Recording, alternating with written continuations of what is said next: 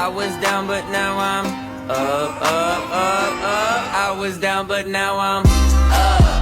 Yeah, this all God, this ain't no love. Yeah, I used to be stuck in that mud. Gun, besok kamu ada jadwal praktikum apa enggak? Ada sih kayaknya jadwal praktikum biokim. Oh, kalau Ya kamu enggak, tuh. Nat? Kamu kenapa? Kamu kenapa tuh? Perutku sakit banget loh, Bun. Padahal aku udah minum obat mah, tapi masih mual sama begah loh. Kamu itu nggak bisa ngandelin obat terus. Tubuhmu juga butuh pemulihan dari dalam. Kondisi kamu ini bisa jadi disebabkan karena ketidakseimbangan bakteri dalam usus dikarenakan kamu stres atau pola makan kamu yang tidak sehat loh. Kamu bisa ini loh cobain kombucha. Hah? Kombucha? Itu yang teh fermentasi itu nggak sih? Yaps, betul. Kombucha itu probiotik, asam glukuronat untuk detoksifikasi, dan juga antioksidan dari teh untuk membantu meredakan peradangan kamu loh. Tapi ingat ya, kamu minumnya jangan berlebihan, cukup setengah gelas dalam sehari. Yuk, sini ikut aku mau nunjukin kamu kombuchanya. Kombucha adalah minuman hasil fermentasi yang terbuat dari teh manis. Teh yang biasa digunakan adalah teh hijau atau teh hitam.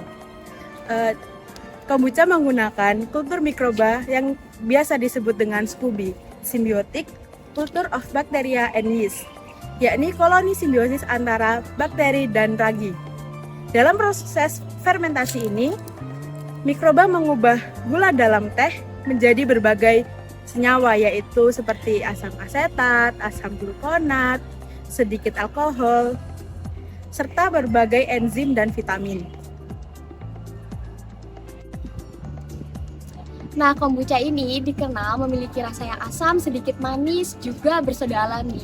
Kombucha ini sudah dikenal beribu-ribu tahun yang lalu karena khasiatnya yang sangat banyak bagi kesehatan. Contohnya untuk kesehatan pencernaan, untuk meningkatkan kekebalan tubuh, serta kombucha juga dapat berfungsi sebagai antioksidan. Namun kombucha ini perlu diproses dan dibuat dengan cara yang harus higienis, juga penyimpanannya harus diperhatikan karena kombucha ini dilakukan dengan cara proses fermentasi yang mana jika adanya perlakuan yang tidak higienis, maka akan terjadinya kontaminasi yang akan menurunkan kualitas dari kombucha ini.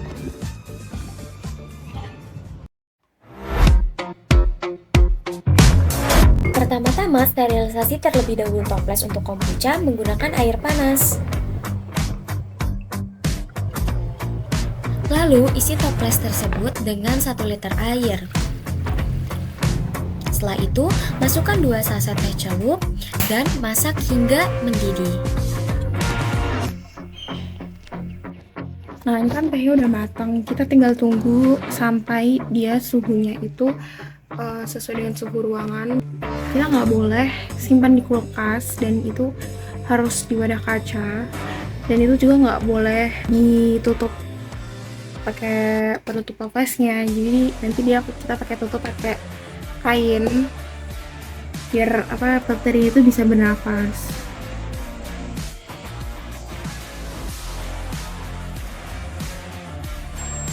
Jika temperatur teh telah sama dengan temperatur ruangan, maka masukkan jamur kombucha dan cuka kombucha sebagai starter ke dalam toples.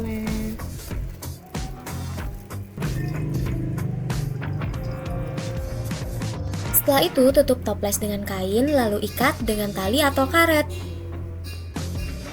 Nah, peletakan kombucha ini dilarang di bawah sinar matahari karena sinar ultraviolet akan membunuh bakteri baik di dalam kombucha. Kombucha didiamkan selama 7-14 hari untuk proses fermentasi. Setelah itu, kombucha bisa dipanen. Nah, ini adalah baby SCOBY.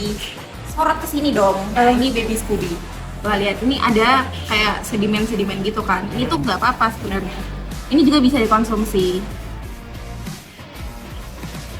Ini yang coklat-coklat.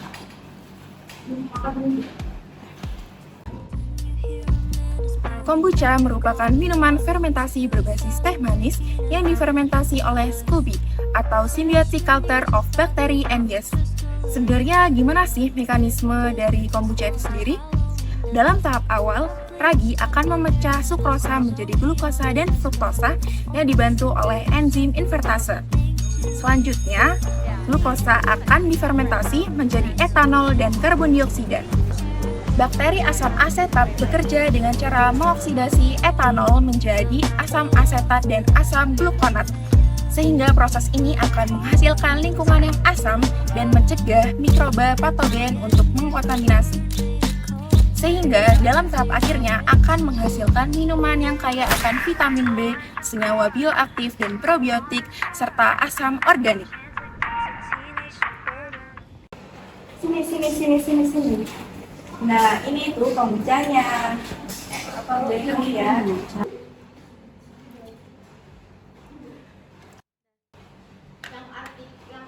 Coba deh kamu minum. Baunya asem banget. Nah, ini tuh bisa membantu meredakan rasa sakit di perutmu. Minum aja pelan-pelan. Oke. Nggak usah dicium, langsung aja diminum. Nah, Gimana? asam banget.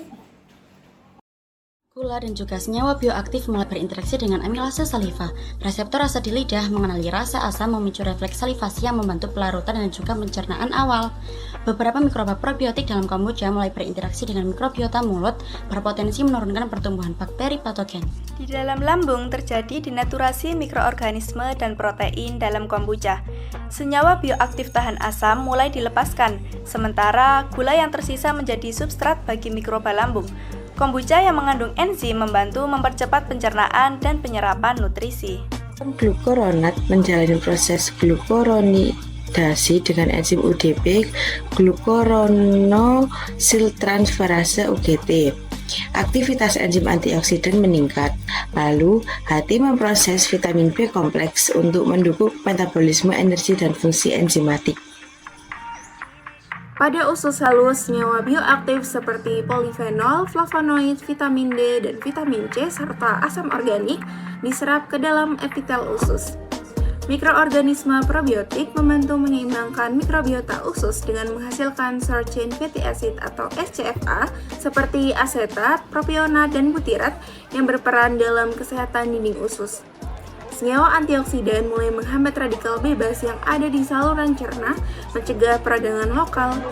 Aktivasi reseptor imun di mukosa usus terjadi, meningkatkan produksi imunoglobulin A sebagai pertahanan awal sistem imun mukosa.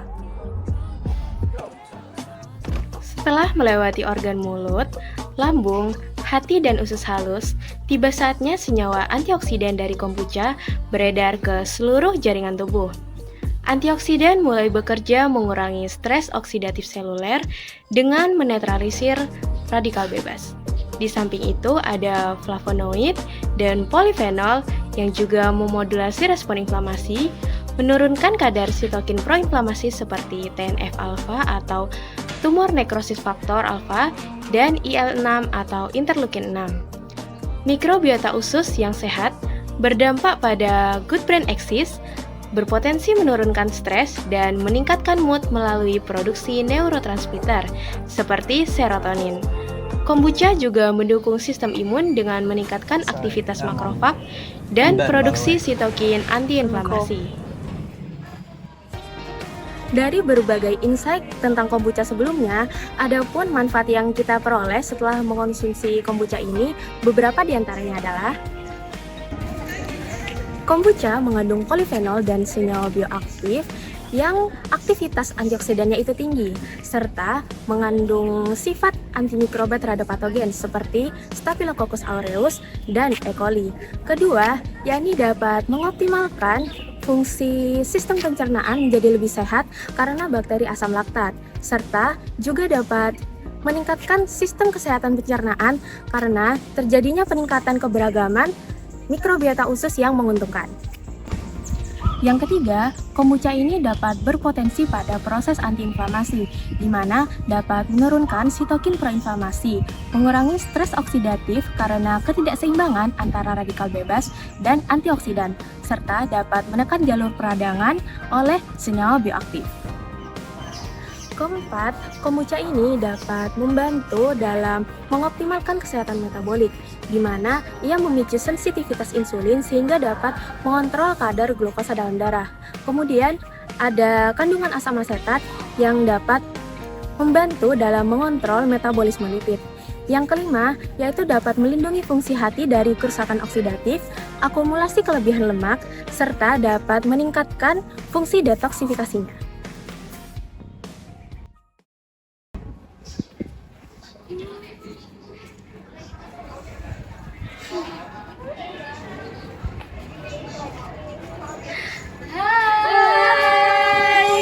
Kamu kok kelihatan bahagia banget sih hari ini? Ada apa? Iya, aku udah seminggu minum kombucha. Aduh, rasanya badan itu lebih sehat. Terus aku udah gak mual-mual lagi. Tidur pun lebih nyenyak. Tuh kan apa aku bilang, emang kombucha tuh banyak banget loh manfaatnya. Nah, itu karena probiotik dari fermentasi Scoby yang membantu menyeimbangkan mikrobiota usus yang berpengaruh besar terhadap imun dan keseimbangan di tubuh kita. Oh gitu ya, pantas aja. Makasih ya udah ngenalin aku sama kombucha. Iya, sama-sama Natul. Sehat terus ya. Siap. Ya udah kita pulang aja yuk. Siap. Kamu udah ini nggak laprak yuk, Kim? Udah. Belum.